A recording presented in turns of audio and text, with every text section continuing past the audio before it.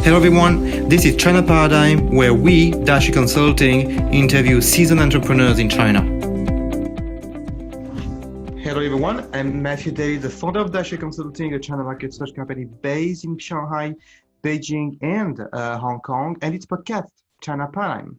And today, I am with Kimberly Ashton.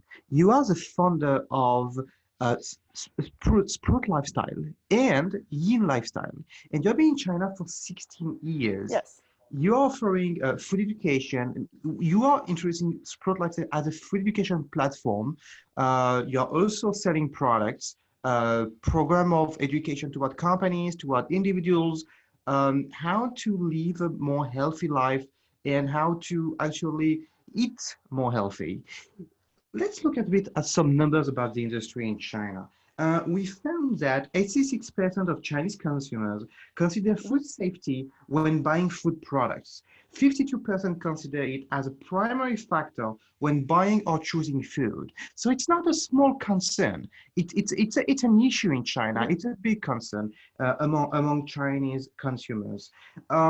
73% of Chinese consumers are ready to pay extra for food which are said to be healthy. Maybe you're going to comment later on if you feel that's really happening, or you feel it's more a wish and not a real thing. And 58% of the Chinese middle class is willing to pay more for ethical brands. When you say ethical brands, brands which are doing good for Earth, which are recycling, for instance. So we see a shift in China from like 10 years ago, 20 years ago, where it was more about branded product and social consumption, where you show what you have bought, to actually something with more substance, which is going good for you and good for Earth.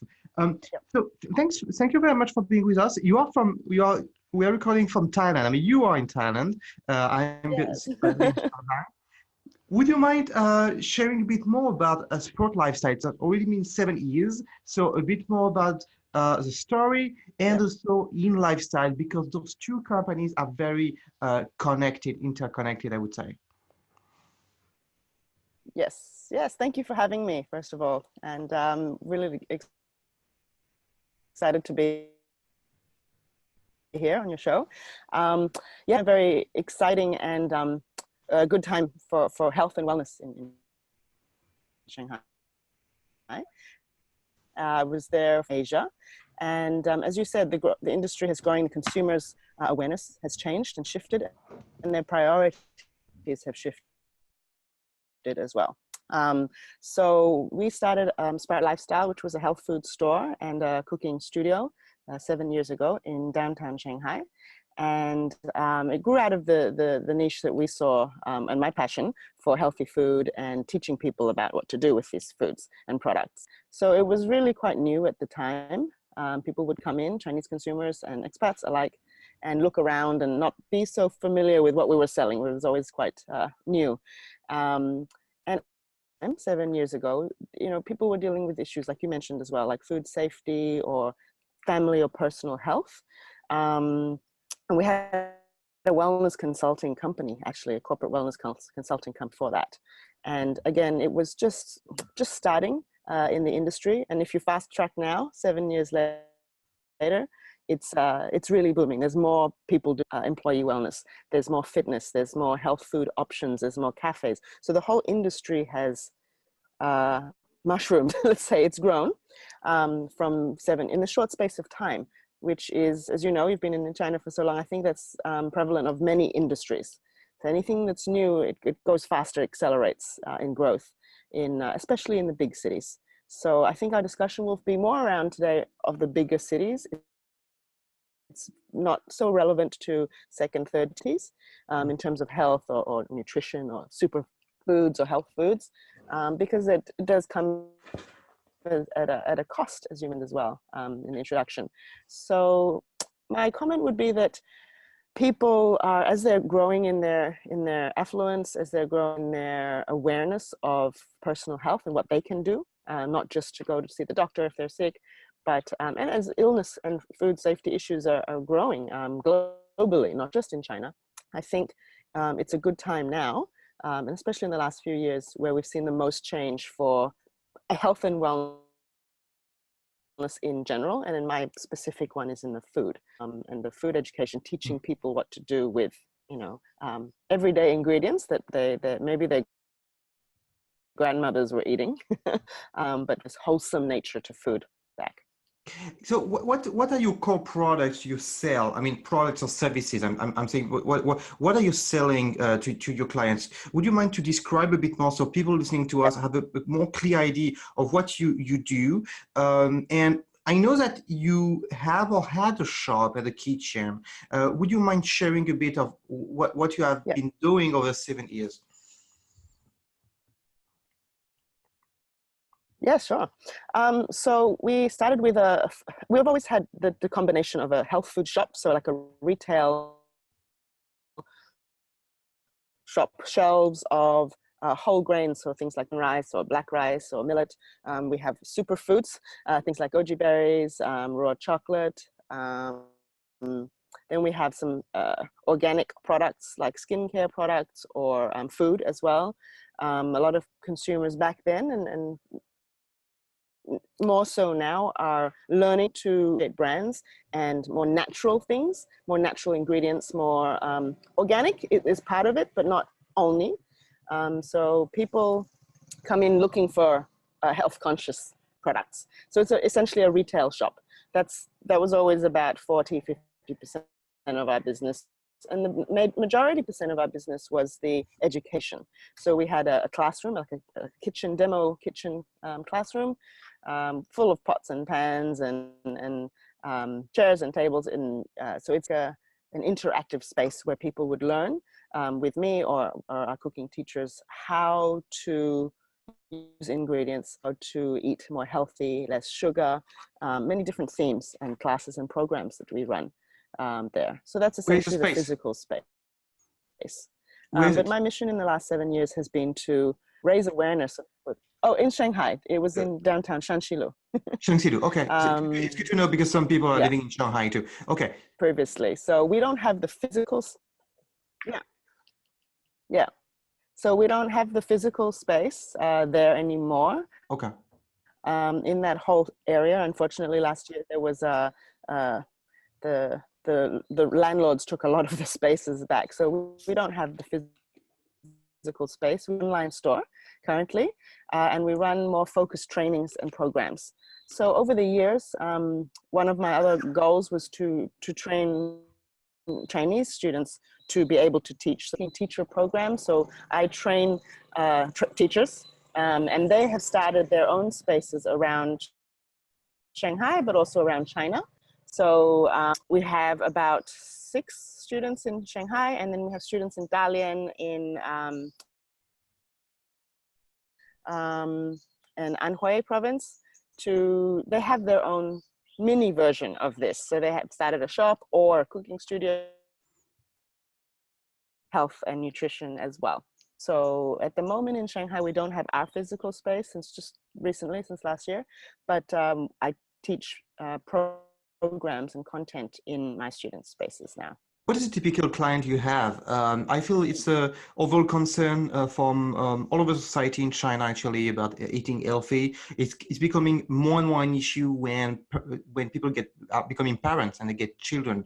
But basically, how you describe your typical clients, both on the corporate side and the individual side? Yeah, no, that's a great question. So we'll start with the individual. When we first started 7 years ago, it was definitely more international clientele and returning Chinese who have been to the US or to Europe or Australia, and they've experienced health food. So they weren't so far into coming into a health food store. Now, it took about 2 years and then it flipped. And then we got about 80% Chinese, 20% expats. So that was that's always the mission in China, with any business, to have local clientele. So our target demographic of the Chinese consumer coming into the store in the last 5 years was definitely, as you mentioned, young, between 25 to 35 was the main demographic, and white collar employees, and those who were parents for sure, very much concerned about their and their well-being and health, and also pregnant or wanting to get pregnant. So it's definitely more women. I would say about 85% women. We did get some Chinese male customers, especially in the cooking classes. They also wanted to learn how to take health into their own hands. And what else? They were more health conscious. They would be more into or open to things like fitness, yoga, and looking after their body.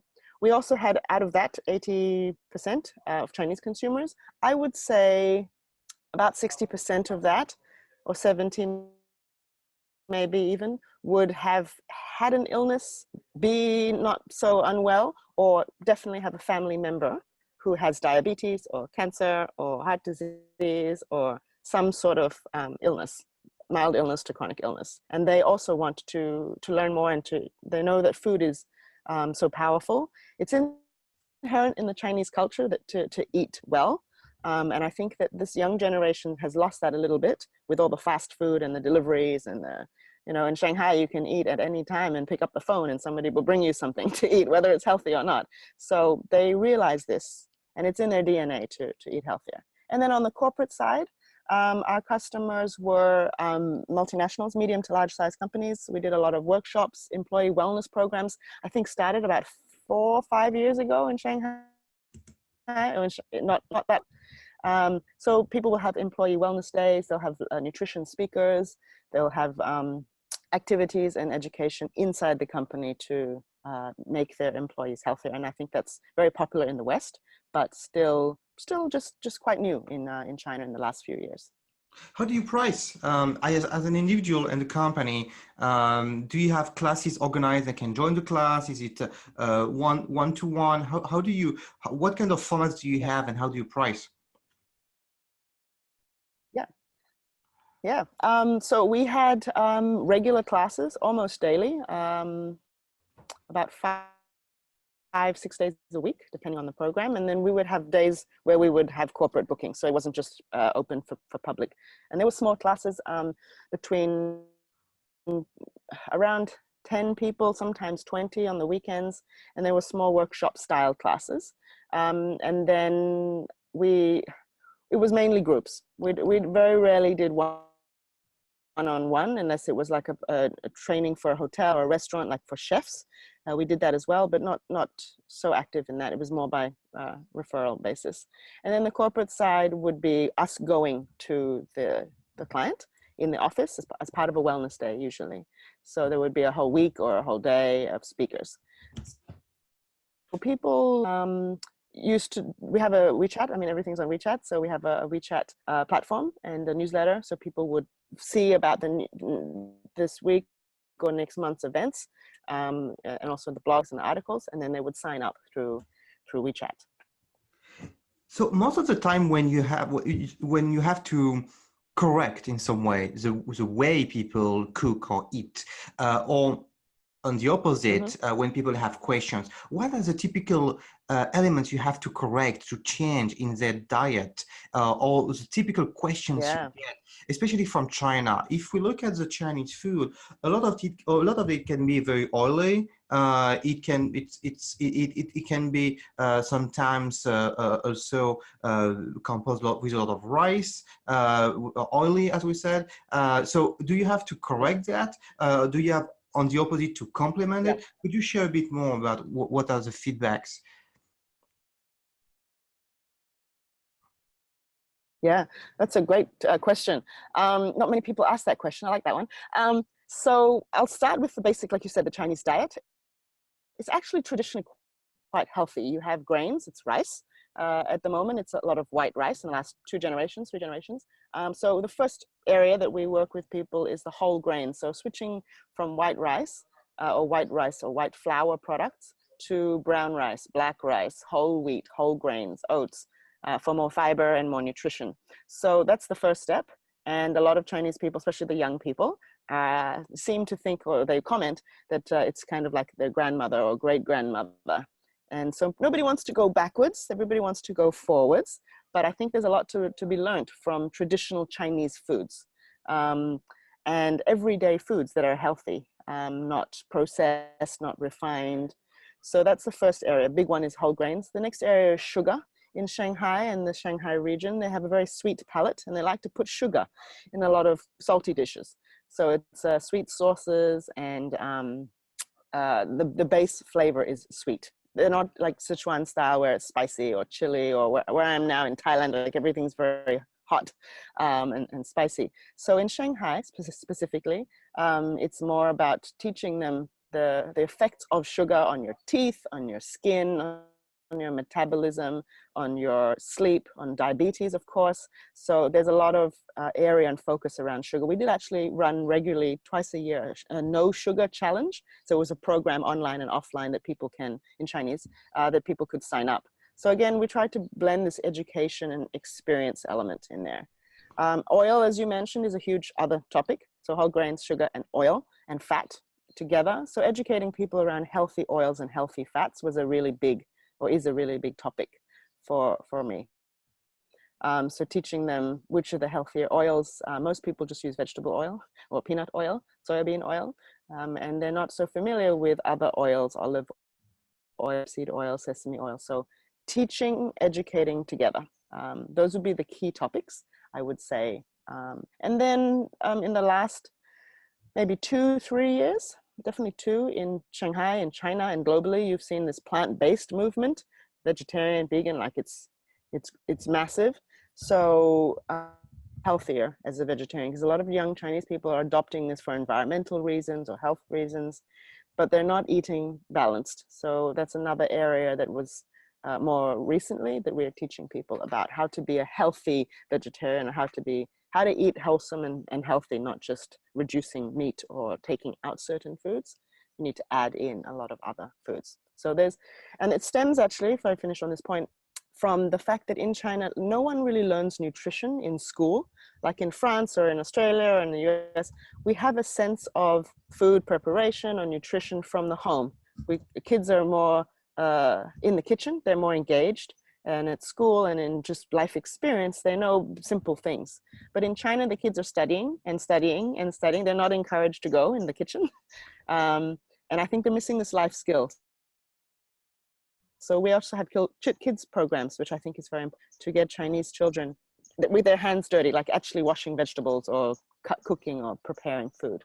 And I think this is a huge drawback in China for the young generation, is to learn how to cook and learn about nutrition, because it's not taught in schools. It's not taught. You have to go and study this yourself separately. You just talked about nutrition and how you can learn about nutrition in China. One of the questions I had for you is about the industry of nutritionist. I think your co-founder is a nutritionist, or there is someone in your team I found who is certified. Yes. You said certified nutritionist. How organized and how certified is the industry? I'm asking you this question because we see in China a lot of so-called influencers and KOL, key opinion leaders, but very often we don't know on what base, they have built this expertise they claim to have. So how dangerous can be the industry, and how certified is the industry? Would you mind sharing a bit more about what you have seen in terms of certification and government approvals and so on in China? Yep. Yeah, no, that's also another awesome question. So yes, I have, my co-founder is an accountant actually, but we have I do the main teaching. We have another teacher, Miss Liao, and she's a Shanghainese nutritionist. I am a Western one, and health coach and healthy chef, but she is a local. So what she did was she did a nutrition course. It's not her first major. She didn't do it in university. She was working in corporate world, and she studied a government nutrition certification, but it was quite a few years ago. About 4 or 5 years ago or more. So at that time, there was an external course that you could do. It was, as she says, a very old school, old style nutrition. It wasn't modern and applicable for modern times, taking into account Chinese and also Western nutrition. So about 2 years ago, the government actually stopped that course in China, which is good and bad. They took 1 year, 2017 or 16, sorry, to update the course, which was much needed. And so for 1 year, I had Chinese students coming to us, and I get this a lot of Chinese students who want to learn nutrition in China, but for that 1 year, there was no course, no option. It was completely stopped. So at the moment, it's just come back, but it's more of a medical degree. They want you to be a doctor or a nurse or a clinical nutritionist. So that to me is also quite limiting for the everyday person who wants to learn nutrition. If they speak English, I'm recommending them some online courses or programs in America, in Europe, in Australia. But for the most, student base or the population in China who only read and write Chinese, there is the one government course, that's it. So it's very limiting. The other option, though, in the last few years, there is an American program translated fully into Chinese that runs out of Beijing. And I have some students who've done that. So really, there's only two options: a formal university medical nutrition degree, or this other more like, it's a 1 year course that's more like a private course. And that's, as far as I know, in China for a Chinese certification, that's all that there is. So for me, that's shocking. And yet at the same time, it's a huge potential. So if anyone's watching who's doing nutrition education, like formal certifications and nutritionists, I would love to talk to them, because I think that there's a huge and much needed potential, not a business opportunity just, but an actual need for people to learn about nutrition, and for Chinese people to, once they have that information, to share with more Chinese people. But I also want to lastly mention your point on the KOL. I think that's very, very important. So the key opinion leaders in China for anything, whether it's handbags or fitness or nutrition or business or whatever it is, I think that there's a lot of people who are self-claimed KOLs, and that's fine. But I do encourage people, as you said, which is a very good point, to research, especially if you're dealing with fitness or medical things or food things, to see what their certification is, but more so the experience is really important. And I have a lot of my students who come to learn courses and do trainings, and I call them paper collectors, certificate collectors, because they just want to have a piece of paper that says I did a nutrition course, or I did this, or I did that. But if you don't have any life experience, if you don't actually apply the nutrition in your daily life, I don't think you're a good example or an opinion leader in this field. You need to actually have a few 5 years, 10 years. Oh, because it's to show that they've done it. It's like, oh, I went to university, I got this degree, and then I did a yoga training and I got this piece of certificate. But you didn't teach anybody. Or I got a nutrition course in. If you don't work in a restaurant, or you don't see clients, or you don't, to me, the piece of paper is useless. But there's a lot of this in China, a lot. So I believe you want to learn, and they want to share, and they want to teach. Yeah. You were mentioning your team member Fanny Liao. She's state certified national level 2 in your presentation. When I read that, I had the feeling that actually was much more organized than what I was thinking, with even the level 1, level 2, level 3. So does it mean that you can be level 1 where you know a little bit about nutrition, and level 2 you know completely about nutrition, and level 3 you are really an expert? How does it work? I have hard time to know if you can put a level on it. Either you are or either you are not a nutritionist. I agree. I totally agree. I think that that is an example, but just in general education anywhere in the world, really, they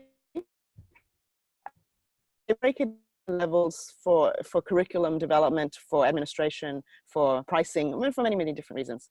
Not necessarily for the education reason, but for curriculum development. And it's easier for students who want to take one part or one module or one level.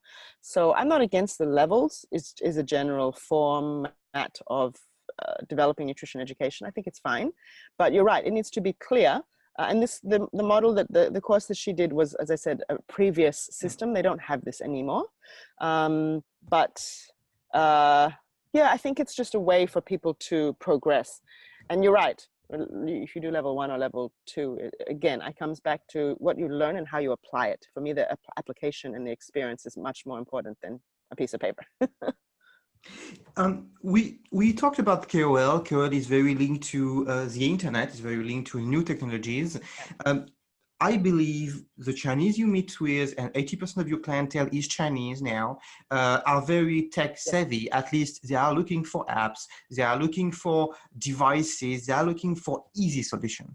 They are looking for something which is going to help them to get a routine. Let's look at the success of health supplements. Just eat a little bit of health supplement and your life is going to get better. And then on the other side, you can eat at McDonald's and KFC and eat very oily food. So what technology do you see currently in the market, which is helping, supporting, or even replacing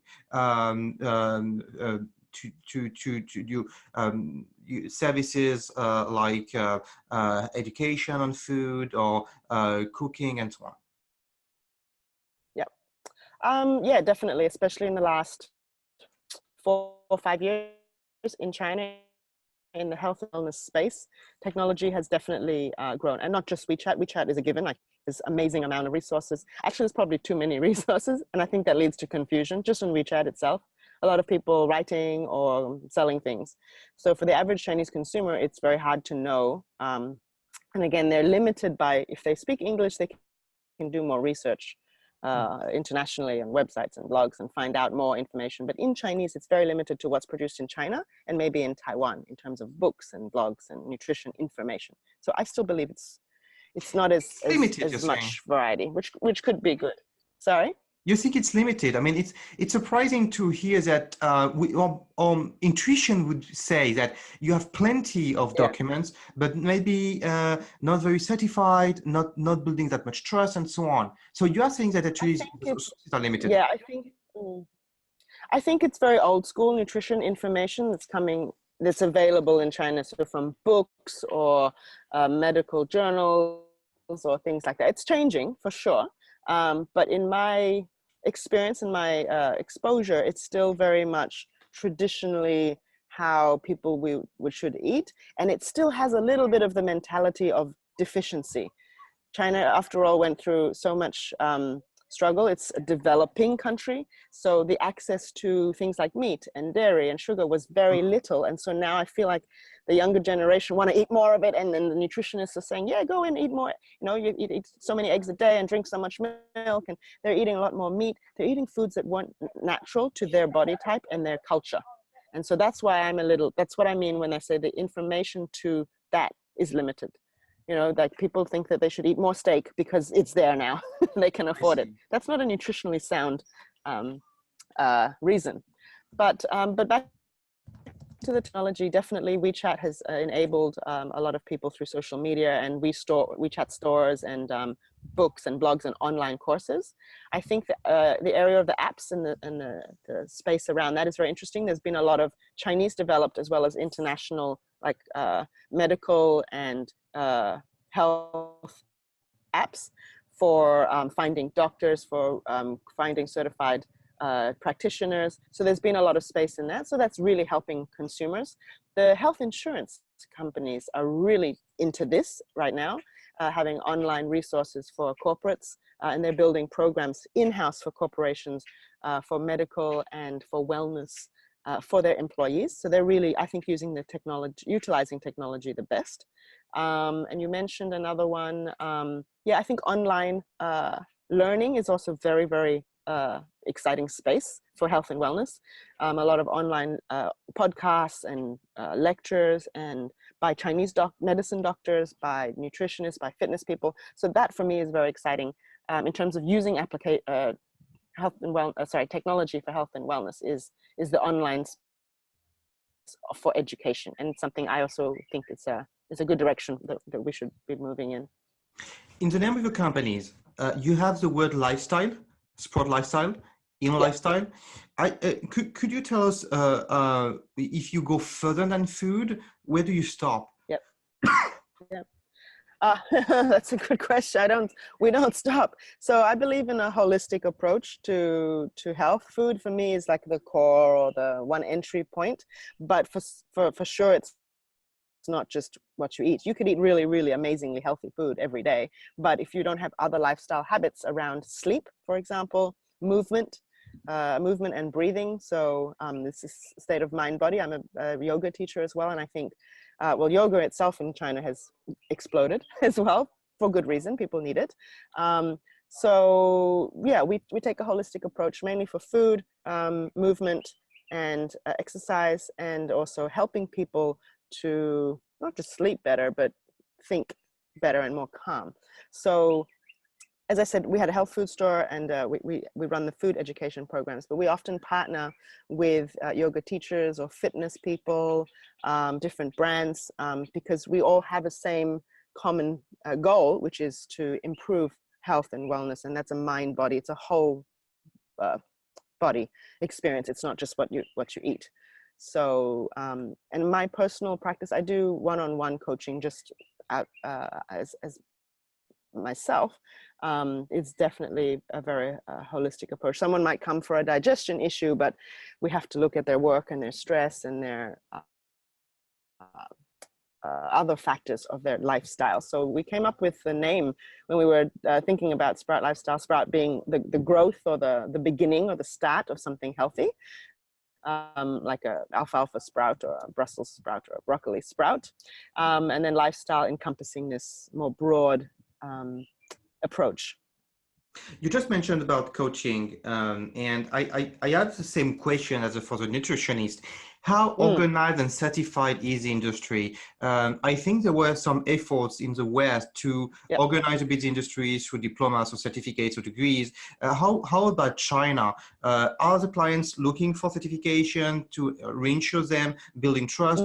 Still, again, influencer game or basically a guanxi game, you know this person, but there is no certificate much. Yeah. The coaching world is a little bit better than the nutrition certification, I would say. The coaching as a modality or a specialization, it has been around a little bit longer. It's very much internationally influenced, and there's many different courses that are either in English or have now a Chinese version or translated full program. So, but coaching still is in the realm of life coaching and executive coaching. Very few nutrition coaching courses. I have heard some of my students, Chinese students, have done a health coach type program, but it's very short. It's a couple of days or a week at most. And I'm not sure what they teach in there, because these students are coming to my courses and doing my cooking programs, and they're asking questions that I'm a bit surprised, to be honest. And I'm like, don't you learn this in your health coaching? So the coaching industry is very developed. I'm part of the Shanghai and China Coaching Association, but it's 99% executive coaching, life coaching, or psychology, more like mental coaching. In terms of health and nutrition coaching, there isn't many. I know many Chinese peers that have done an international program. It's the one that I did many years ago. Yeah, it's an online program for wellness coaching, but they're all out of Western countries in English. So these Chinese students speak English. So again, it comes back to this gap that I see, this potential for Chinese-based coaching, certification, nutrition programs, but whether they're locally created or whether they're, I don't know, Harvard University or, there's wonderful programs in America and Australia and Europe.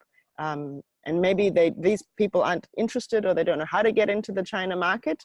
But I'm sure you could help them actually, like getting in to set up a program would be, whether it's online or not. I think it's much needed. And I know that there's a demand, big demand. Talking about back to food and kitchen and cooking. I've seen in some malls spaces for cooking, a kitchen like K11. Yes. K11 has space for kitchen. Yeah, yeah. And K11 is a premium. I mean, not the ultra luxury, but it's a premium mall. And in between a shop for chocolates and clothes, you have this kitchen. And what's going on with those spaces? I see the same in Sanlitun in Beijing. So what's going on with this kind of concept? Do you feel there is a market opportunity? Do you feel it's profitable? What do they teach? What do they do? Is it to learn pastries or is it to learn healthy food, which is totally different for me? So what's the business? Yes. There are lots. You're right. There's lots of shopping malls and brands. It started actually a few years ago because they would approach us as well because everyone's looking for content. In my space, in health, wellness, nutrition, everyone, it's purely content. They are content starved. Forget like blogs and other things where they are generating content all the time. But in this particular space, nutrition and health and these kitchens, they have no teachers, they have no programs, they have no content. So there's another gap for writing programs, writing content. So the kitchens started with the kitchen brands. So whether it's the kitchen appliance, so Siemens or Fang Tai, which is a very large kitchen appliance, kitchen setup company, or the appliances like blenders and pots and pans, they all started the kitchen classrooms or demo kitchens as a way to showcase their products or their kitchen installations to sell products. So that was the first wave. So then they realized, well, another way to use this space is also to have healthier things. That's when the health trend started, health foods and raw foods and diets and all sorts of fun things. So it comes in waves. So then this other wave of healthy food came in. We would get a lot of calls and so we would also work with different brands, blender brands and kitchen appliance brands to bring the content, bring the food, the ingredients, and just use their products. So they're not trying to push sales on their products, but they just needed to use the space. But so that's one part. And now they're in Shanghai. The most recent best example of this is Hunter Gatherer. It's a health food cafe and store. How do you spell? They also Hunter Gatherer. Hunter Gatherer. With at the end it's A. It's GATHER. Gather RE. Oh, okay. So gathering, like collecting. I see. So they are a very large brand. They own a bunch of other things as well. But so they just installed a kitchen, and my co-teacher Fanny Liao, she teaches there. So they built a beautiful kitchen.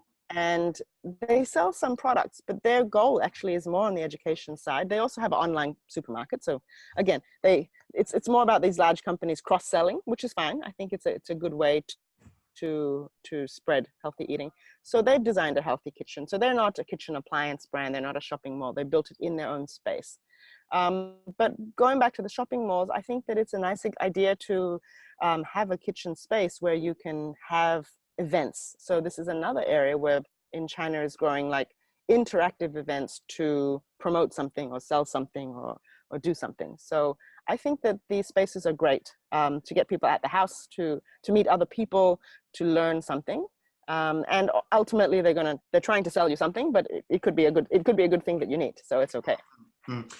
We talk a lot about new retail, and we associate new retail with technology, with Roma, where you can anything and you can have virtual reality or let's say augmented reality in the shop. But actually, one of the new retail wave is to have good salespeople, to have salespeople who are experts. Yes. And when you go to a kitchen where you learn how to cook and you want to buy the ingredients, then it's a good salesperson, in fact. The same if you have a teacher of music and then you can buy the instruments afterwards. He's a KOL, he's an influencer, but a legitimate one.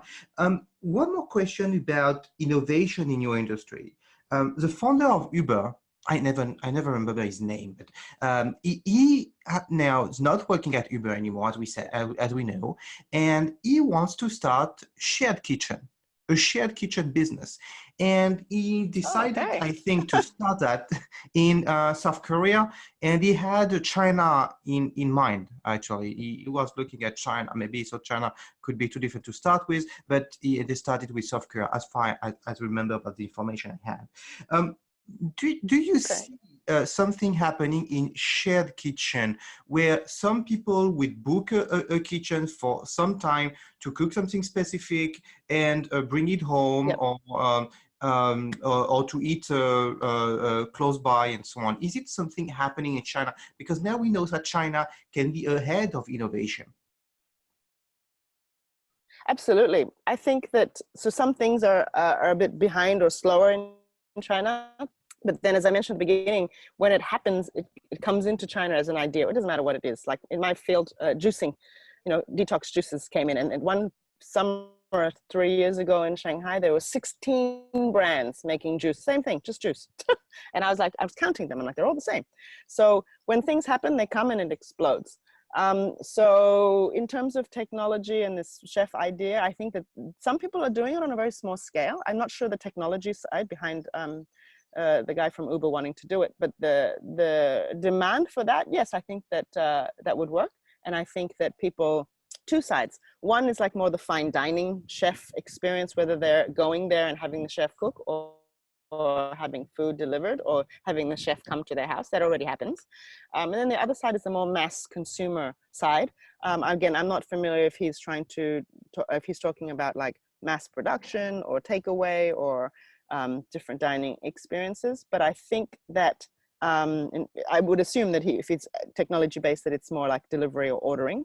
I think that's a very... I believe what you were thinking of is that you have a good kitchen, you want to share it like Airbnb, and you would share with your neighbor. Because you have the last Siemens ovens and so on. And in a sense, what I found is that in China, it could make sense because there's such a density in one compound where you can have 2,000, 3,000 people, the size of my village in France. And you can have a very good kitchen you would share for making a good cake or making something very specific and so on. So the sharing economy, basically, I think that's where I want to invest. Have you seen something happening in the food industry and sharing economy where people share, like, Super Monkey, those fitness centers where actually there is only a space and then the teacher is going, a bit like actually what you described with a kitchen where they invite you and you can charge your clients in this kitchen, but they are offering the space. Are you seeing something I think happening that would be in sharing great. economy? Not like that, no. Okay. I think that would be a great, actually, a good potential. I've seen it in the fitness industry, like you just mentioned, and people have asked us to come into that. It was more in co-working spaces, so they would have a spare. The problem for us is that it wasn't a real kitchen. It was more like just a counter and some simple basic things. So we could do simple things there, but it's not a full kitchen to make full meals. But on the idea that you just mentioned, I think that would work very, very well. I've seen it in the fitness industry in Shanghai for sure. So where people have spaces, whether it's an office or a restaurant, in the middle of the afternoon or early morning, and people do yoga classes there, and for sure it's already happening. So the use of the technology and the online and the offline coming together, it works very well. My only concern with that for a kitchen would be that there's a different element of, you've got fire, you've got the safe environment, and then I'm not sure how the government would manage the hygiene as well. But so there's other elements. It's not as simple as just the space. But I think it could work.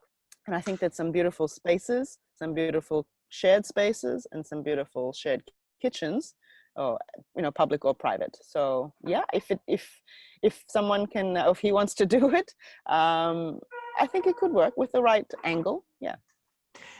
One question I haven't asked you, but what's the difference between your two companies? Sprout Lifestyle, Yin Lifestyle, both of them have the word lifestyle.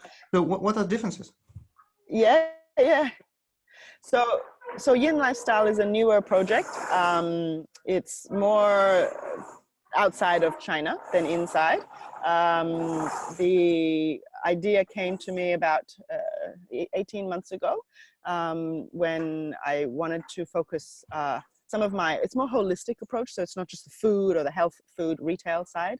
And my passion for food and this Yin yoga, which is very popular at the moment. It's very slow form of yoga, and it comes from Chinese meridians, TCM a little bit more. So I wanted to start this idea of slowing down, because I was doing it myself, slowing down, managing stress through food, through yoga, through movement. So me and my partner created this brand. So it's still very new, and we are doing things like qigong, yoga, and food, and creating workshops. It's more of a services than a products, a physical product brand. So that's still in the development, but I would love for people to watch that space, and that's more, as I said, outside of China. So we're more active on Facebook, on Instagram than on WeChat. Okay, it doesn't mean that you will bring Chinese outside of China to get a retreat. Yeah, sure. That's part of it, right? Yes, absolutely. Yeah. So when I say more international, it just means location-wise, it's more international. But people could come from anywhere. Absolutely. So I already have Chinese students coming with me to learn different food and wellness-related topics in Asia, in Thailand, in Bali, and also in Japan. So I have one of my teachers actually in Japan. So we run food education programs in Japan. We've been twice already. I was just there, and we're going again next spring. So we take students off-site as well. And I think that's part of the learning experience. There's so much wonderful things in China, so much good food, so much good spaces to teach from. But everybody likes to travel and experience new things and learn. So yeah, it's part of my growing, which is still very new, but I want to spread what I've been doing also further in Asia, not just in Shanghai or in China. Actually, one thing I feel we skipped this question is about the pricing. How much do you charge per hour or per student, to give an idea to people that it was about the cost it would be for them? Sure. So the cooking classes were pretty affordable. They were around 200 to 300 depending on the program, and they were about 2 hours or 3 hours, including food. You get to eat the food too. Yeah.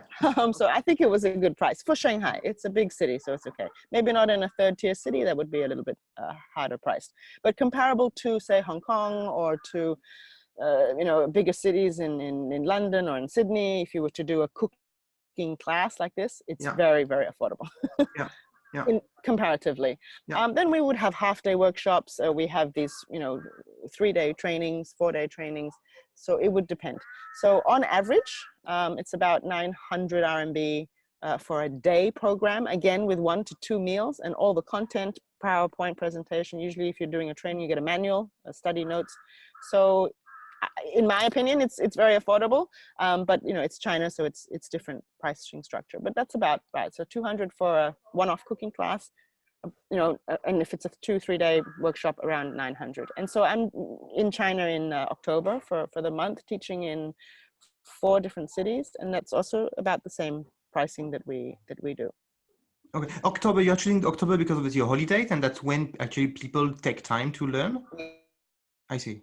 Yeah.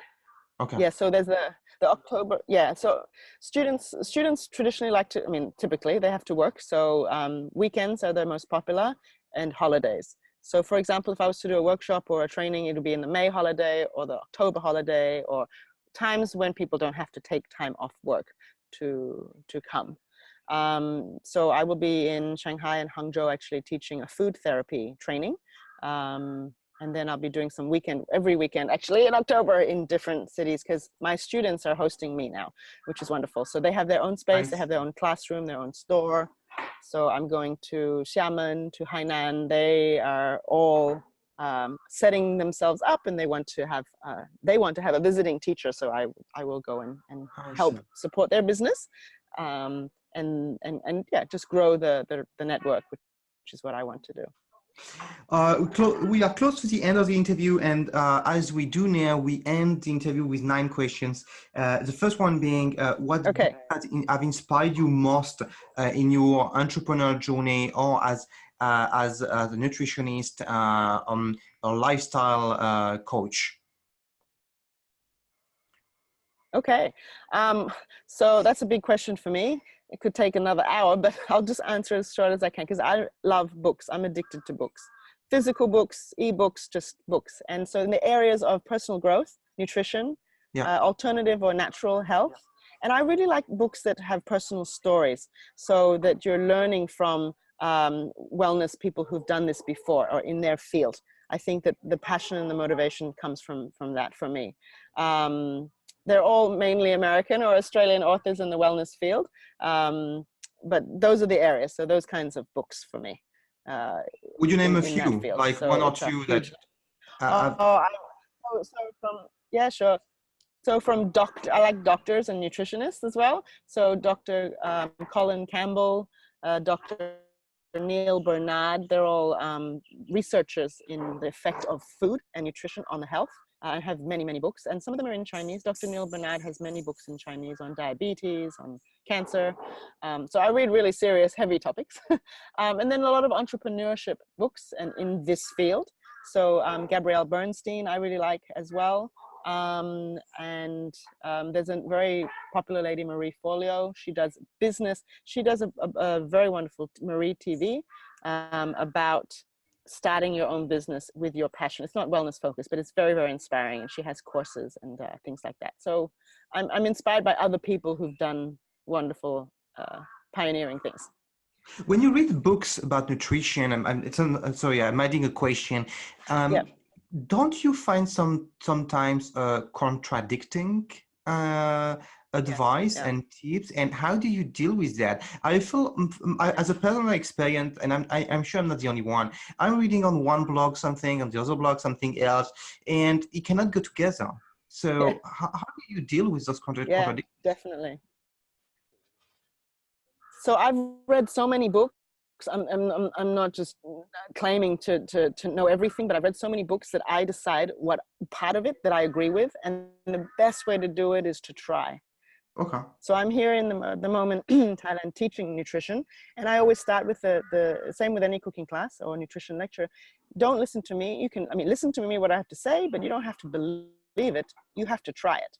So if I say don't eat meat, try it. If I say eat meat, try it. See what works for your body. So there is definitely a lot of information out there, and nutrition is a huge topic and very personal. So I'm not discouraged. I read more, and then I start to read in between the lines, and then I realize, okay, this may not work for me. I don't agree with this, and that's fine. It's okay to disagree with a principle. Yeah, that's the reason I think a coach actually is necessary. I'm giving you an argument, more argument. You have too many contradictory truth and findings, and it's hard to choose what's going to be good for you. What do you read to be up to date about China? Do you have blogs you read? Do you have WeChat accounts you follow? Is it a social network like LinkedIn you use? Yep. So my answer would be WeChat to start with, but mainly I'm in a lot of groups, and they post wonderful resources. So there's a lot of health nutrition groups, English or Chinese, and also key opinion leaders, not so many that I follow, to be honest.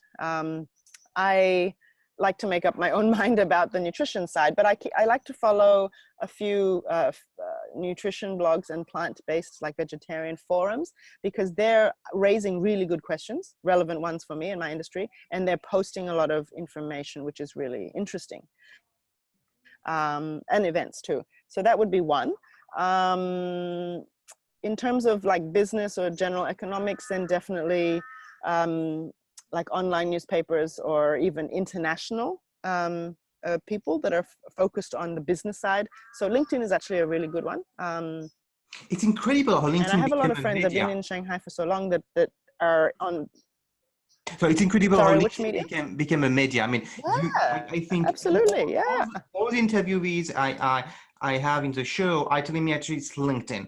It's mind-blowing how LinkedIn Great. has become a source of information for people living in China. I believe it's because also Facebook Yeah. and Google is restricted or Yeah. forbidden, so people Absolutely. and revert to Yeah. LinkedIn. Yeah, and you can also, I mean, you can post a really good, like there's the space to post blogs and articles. So I like to read other people's articles, whether it's on general business or doing things in China. It's fine. There's not much on there in my area of nutrition in China, but just for general, I like to keep a look on that. Maybe not daily, but I like to look in that as well. And then I like to see what's trendy or happening in the industry overseas, because that's going to eventually go to China. So in health and nutrition, if it's popular in Australia or in New York or LA or London or Paris, it will, chances are someone's going to do it in China soon. So I like to see that trends, like predicting some trends. If you had some extra time, what would you do on top of the two businesses you have? Yeah, we all wish we had extra time.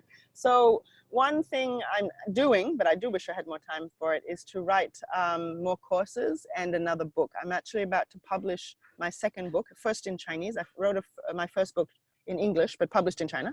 And my second book is called Chinese Superfoods, and it's coming out any day now. Hopefully by the end of the year. It's being published in Beijing. And but I'm already working on my next book, which will be a desserts book in Chinese, a healthy desserts book. So yeah, if I had more time, I would write more books.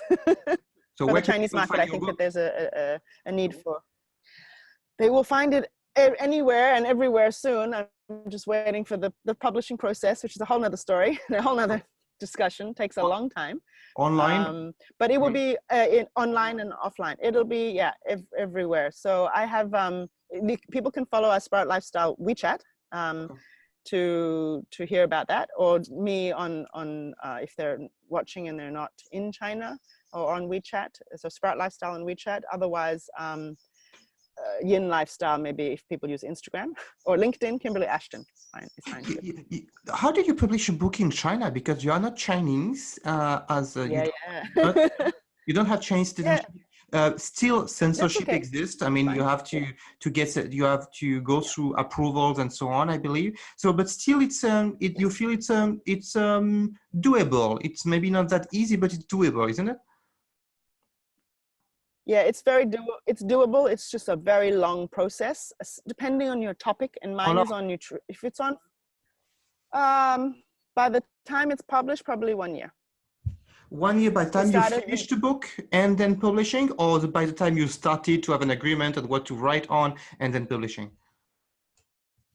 With just the agreement. The writing process is a whole different process. That's my own time. Yes. But just the working with a publisher to get the editing, to get the approvals, to get the ISBN number, that's a whole nother discussion. So we started at the beginning of this year, and we should be out by the end of the year. For me to write the book, it took 2 years before that. It was recipes and photography, and so it's a lot of work. But the actual administration and the paperwork takes a long time. The other reason is I mentioned a little bit of Chinese medicine. So once you put the word food, nutrition, and medicine in the book, that takes it to a different category. If you're writing a book on business, it's probably a lot easier. So that needed someone to, we had to get a doctor to read the book and approve the book. Okay. So it drags out a little bit too long. So it was supposed to be out this summer, but I'm hoping by the end of the year. So will your books be in a purely Chinese bookstores like Xinhua Shudian and those stores? Wow, yes. Impressive. I hope so, yeah. So it's called Chinese Superfoods. The name in Chinese of the book is Superfoods You Can't Live Without, 了不起超级食物. So that's a Chinese title that they made. Yeah, and the publishing world, it's been a very interesting experience. I'm ready to do another one. I'm just more prepared emotionally and physically for the next one. But it's a nice learning experience. Yeah. Good. Thanks. Actually, I didn't have time to ask all your questions, but only 1 hour. So because it was good answers, and so thank you very much for your time. It was very, very interesting. I think you're in an industry which is for sure going to grow. I believe that it's a mass healthy market actually, which is going to happen. I'm surprised actually those chains like Starbucks, McDonald's, KFC don't go into healthy food actually, because they have the retail space, they have the presence. At some point, I think they will have to make this. Thank you very much for being with us again. I hope you enjoyed it. Too. Yeah. And I hope everyone enjoyed the talk. Thanks everyone. Bye-bye. Great. Thank you. Bye.